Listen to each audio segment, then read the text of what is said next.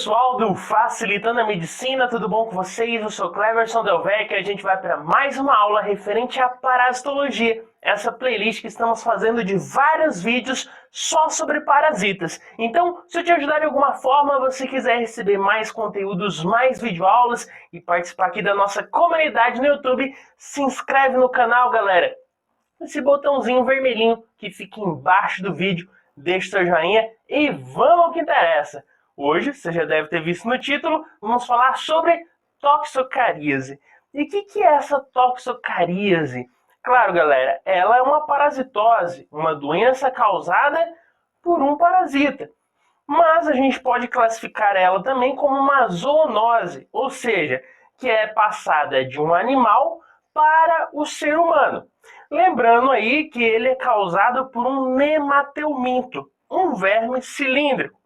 E dentre as características, olha aí na tela, a gente pode dizer que essa toxocaríase ela é causada por do reino animal, né? Reino animalia. O seu filo vai ser Nematoda, a família Ascaridae. Olha só, faz parte da família ali daquelas lombrigas, né? Ascaridíase, Ascaridia. A gente vê a sua família e o gênero Toxocara e ainda a sua espécie Toxocara sp.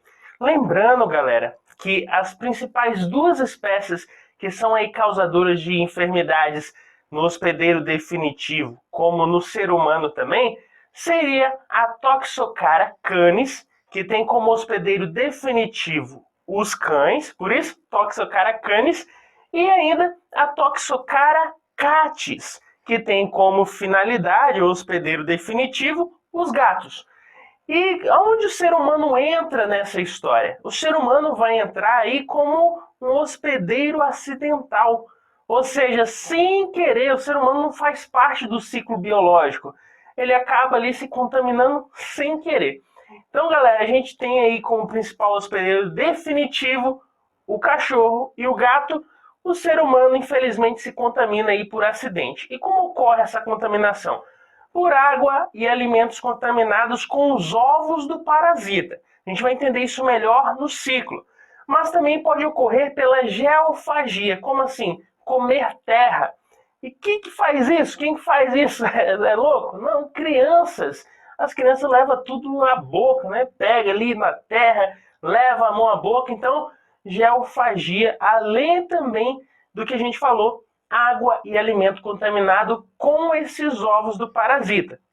Quanto à epidemiologia, a gente pode dizer que essa é uma enfermidade ou uma parasitose cosmopolita, está no mundo todo, galera.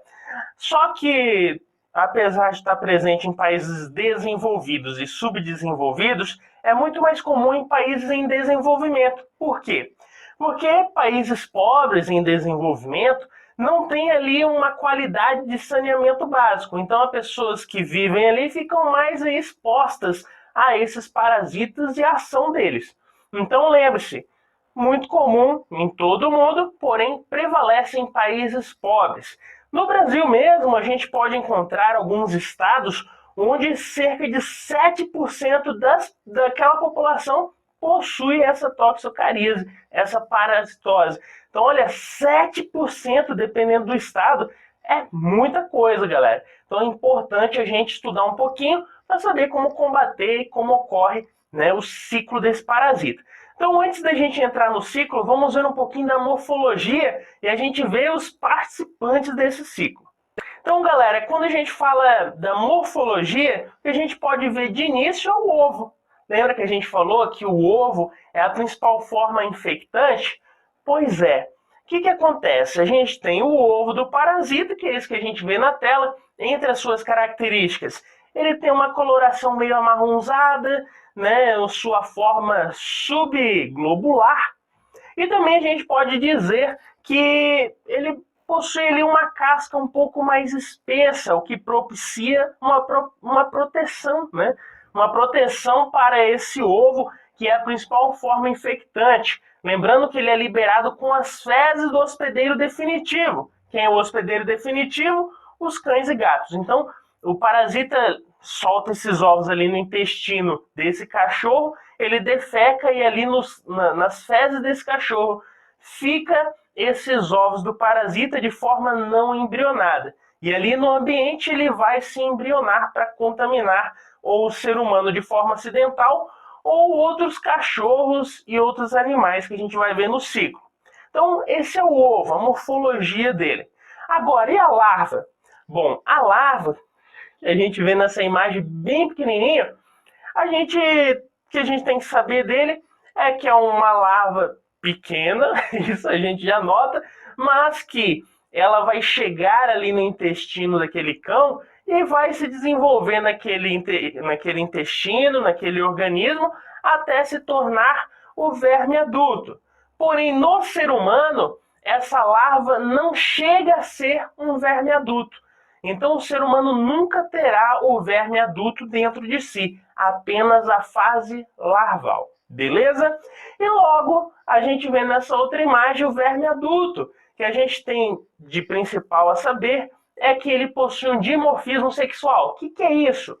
Fêmea e macho. Ou seja, tem um macho e uma fêmea, sendo o macho menor do que a fêmea, e eles podem chegar a cerca de 18 centímetros. Então é um verme aí que realmente tem um tamanho, né, relevante, se comparado com um cachorro, né? 18 centímetros é muito grande. Então, pessoal, basicamente é isso que a gente pode falar de morfologia. Agora vamos entender o ciclo. Bom, galera, quando a gente fala do ciclo, a gente tem que saber que existe os cães participando, ou os gatos, que são hospedeiros definitivos.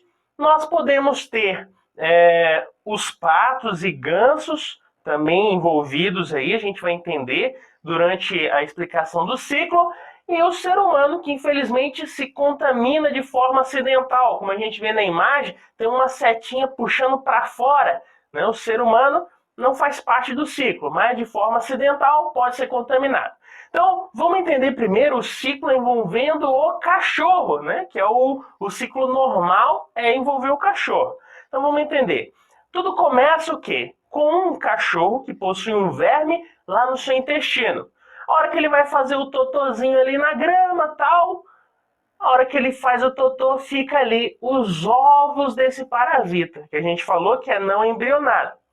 Agora, conforme o tempo, esse ovo vai se tornando embrionado e outro cachorro pode, às vezes, ali passar a boca naquele solo ou naquela grama com os ovos desse parasita e acabar ingerindo esse ovo, né? O outro cachorro. E o que acontece? Ao ingerir esse ovo vai chegar ali no trato gastrointestinal e vai eclodir. E vai liberar uma larva que vai se desenvolver até chegar numa larva que é do tipo L3. E essa larva L3 perfura o intestino do cachorro e vai parar na corrente sanguínea e vai principalmente migrar para a região lá dos pulmões. Ali ele vai se desenvolvendo até uma parte que ele começa a acender esse trato respiratório do cachorro até chegar ali na região da boca. O cachorro acaba deglutindo novamente esse verme que vai ao trato gastrointestinal e se desenvolve no verme adulto.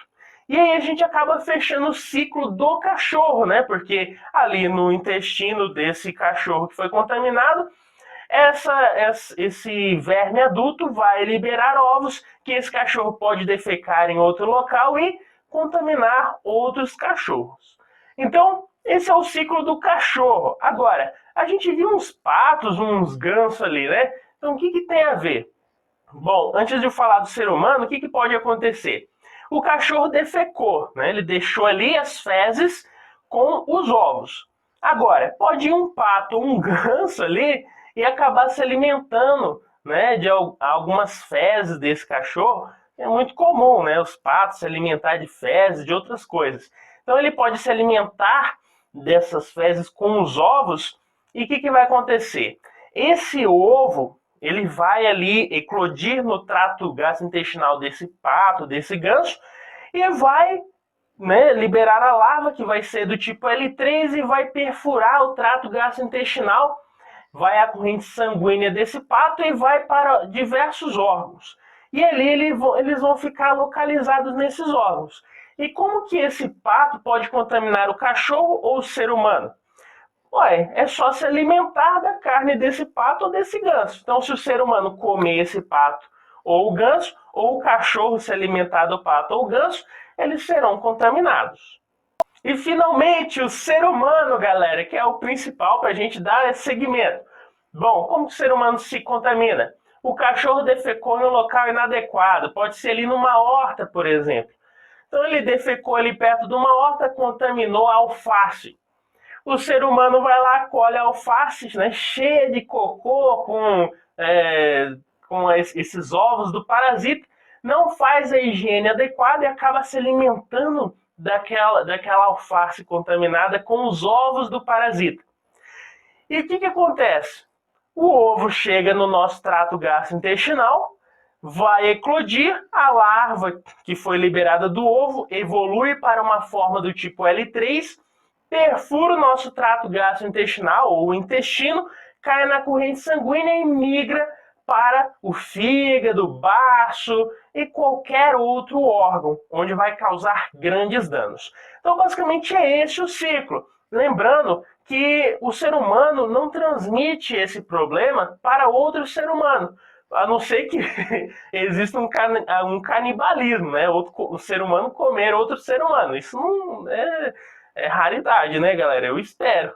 Então, não tem como o ser humano passar essa parasitose para outro ser humano. Até porque ele não desenvolve o verme adulto no seu intestino. Guarda essa informação. Agora, quais são os sintomas dessa pessoa que foi contaminada de forma acidental? A gente falou que o parasita, né, ele, ao ser ingerido o ovo, ele eclode ali no trato gastrointestinal, libera larva, a larva perfura o intestino, cai na corrente sanguínea e migra para vários órgãos. Agora, quais são os sintomas, as manifestações clínicas? A gente vai ver, principalmente, uma larva migrans visceral, né, os sintomas causados dessa forma, e a larva migrans ocular. A gente pode encontrar essa larva na região do olho. Então, primeiro, a larva migrans visceral. Isso já indica um pouco, né? A larva vai migrar pelas vísceras? Pois é, pode alcançar o fígado, principalmente. Ele chega ali no fígado, causa grandes danos, causando uma inflamação nesse fígado que leva a uma hepatomegalia, aquele fígado grandão, gigante, febre, mal-estar também é muito comum. Ou ele pode migrar para os pulmões, onde a pessoa tem o que? Muita tosse, tosse seca, dispneia, dificuldade de respirar e até mesmo levar a uma insuficiência respiratória, galera, muito grave. Outro ponto, né, além de todos isso que a gente já viu aí, né, hepatomegalia, problema no fígado, problema no pulmão, pode causar também problemas oculares, onde esse parasita pode se localizar ali exatamente perto da retina. Olha só o perigo, né? A retina é preciosa. Agora, se ela está ali perto dessa retina, ela pode levar a uma retinite globulosa. E isso pode levar até mesmo a uma cegueira desse paciente. Então, como a gente pode ver aqui nessa imagem, claramente eu posso causar uma lesão nessa retina e levar a uma cegueira permanente nesse indivíduo. Então, os principais sintomas são hepáticos, né, o problema ali no fígado, pulmonares e ocular, né, como a gente viu, pode levar à cegueira desse paciente. E o diagnóstico, como que a gente chega? Galera, fácil. Diagnóstico, a gente pode fazer aí um hemograma, onde a gente, ao fazer um hemograma, a gente vai ver uma eosinofilia. O que é isso? Um aumento do número de eosinófilos nesse indivíduo, que indica que existe uma ação de parasitas nesse paciente. Então, um hemograma para a gente ver a eosinofilia, o aumento do número dos eosinófilos. Outro ponto, sorologia, imunoensaios, também seria muito útil, além também da clínica, que é o que a gente acabou de falar, os sintomas. A gente une o que o paciente sente, o que ele demonstra, mais o exame de laboratório, que seria o hemograma e a sorologia. Como que a gente ajuda esse paciente? Albendazol é um dos principais aí, linha de frente, mebendazol e dietilcarbamazina. esses 3 são os principais para a gente ajudar esse paciente num tratamento e melhor. Então, pessoal, com isso fizemos mais um resuminho. Se eu te ajudei, dê seu joinha, se inscreve no canal e vamos continuar os nossos estudos referente à parasitologia. Valeu!